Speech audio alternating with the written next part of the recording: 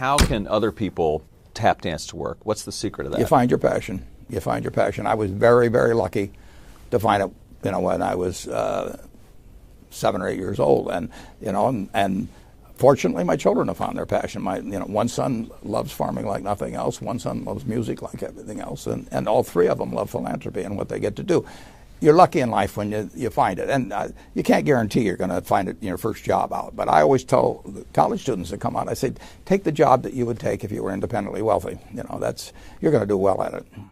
If you think you're going to be a lot happier if you've got 2X instead of X, you're probably making a mistake. I mean,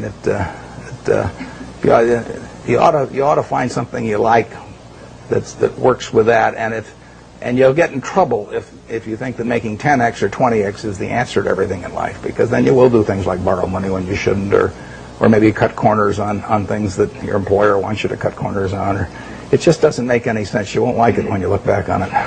3 things in hiring people: look for integrity, intelligence, and energy. And he said if the person didn't have the first 2, that the latter 2 would kill them, because if they don't have integrity, you want them dumb and lazy. You don't want them smart and energetic.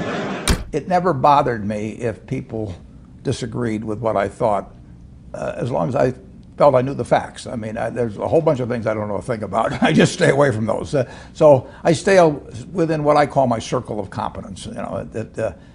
Tom Watson said it best. He said, I'm no genius, but I'm smart in spots, and I stay around those spots. Well, I try and stay around those spots, and I just don't have a problem if somebody says, you're wrong on something. I go back and look at the facts, and I think that really is much more important, frankly, than having a few points of IQ or having an extra course or 2 in school or anything of the sort. You need emotional stability.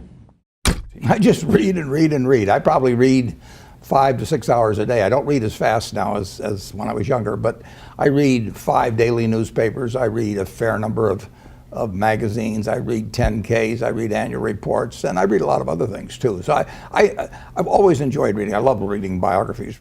Famous lesson about a margin of safety, that you don't drive a truck that weighs 9,900 pounds across a bridge that says limit 10,000 pounds, because you can't be that sure about it. If you see something like that, you go down a little further down the road and you find one that says limit 20,000 pounds, and that's the one you drive across. The nature of capitalism is that people want to come in and take your castle. It's perfectly understandable. I mean, if I'm selling television sets or something, there's going to be 10 other people that are going to try and sell a better television set. If I have a restaurant here in Omaha, people are going to try and copy my menu and give more parking and take my chef and so on. So capitalism's all about somebody coming and trying to take the castle. Now, what you need is a castle that has some durable competitive advantage, some castle that has a moat around it. And that moat, one of the best moats in many respects, is to be a low-cost producer. But sometimes the moat is just having more talent. I mean, if you're the heavyweight champion of the world and you keep knocking out people, you've got a competitive advantage as long as you can keep doing it. And it's very profitable if you're the one that happens to be able to do it. If you can turn out great motion pictures, I mean, Steven Spielberg, I mean, he's a fellow to bet on, and it has enormous economic value. You'd be surprised at my days. I mean, they're very unstructured, no meetings. None. I mean, I don't like meetings, and I read a lot. I wish I were a faster reader. I'd get more done. But I do read a lot, and I'm on the phone a moderate amount. Our businesses run themselves basically out there. My job is allocating capital, and that's what I'm thinking about.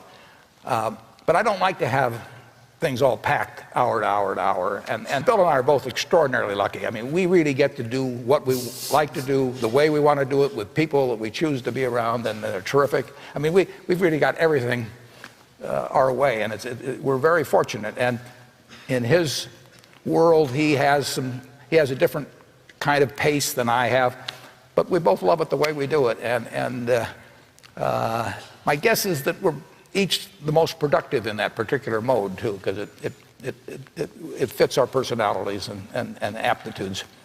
What kills great businesses, if you look at, I do believe in looking at history, and I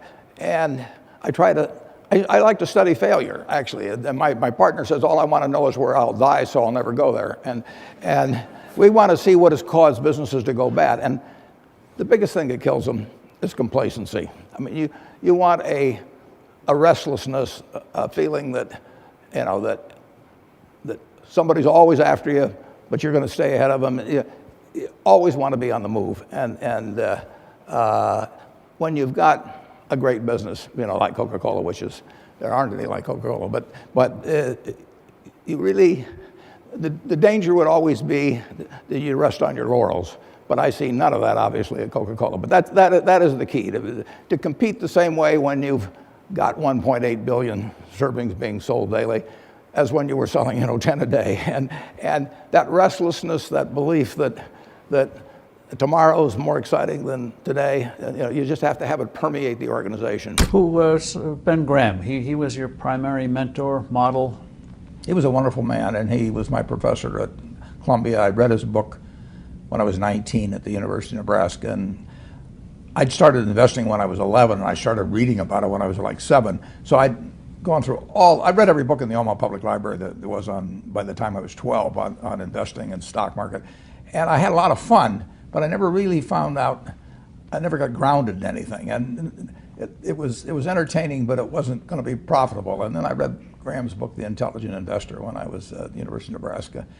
And that just opened the whole thing up to me. Yeah, and I named my oldest son is named Howard after my dad, Graham Buffett, and he was a marvelous man. Never expected anything from me in return. Ben Graham, in his low teens, looked around and he looked at the people he admired, and he said, I want to be admired, so why don't I just behave like them? And he found there was nothing impossible about behaving like them. And similarly, he did the same thing on the reverse side in terms of getting rid of those qualities. You have given a lot of fabulous advice, but what's the best advice that you've ever received? Well, I received it in a variety of forms, particularly from my father when I was very young. But I mean, he basically, I think, taught me how to live. Not that I did it perfectly or anything like that, but I mean, he was giving me lessons, but he wasn't doing it by preaching to me. He was doing it by example. But basically, well, the biggest lesson, in a sense, I got is the power of unconditional love. I mean, I think there is no power on earth like unconditional love. And I think that if you offered that to your child, I mean, you're 90% of the way home. And there may be days when you don't feel like it. It's not uncritical love. That's a different animal. But to know you always can come back, I mean, that is huge in life. That takes you a long, long way. And I would say that every parent out there that can extend that to their child at a very young age, it's going to make for a better human being. And you felt like you got that kind of unconditional love from your dad? I absolutely did, yeah. That is a powerful thing. It is a powerful thing.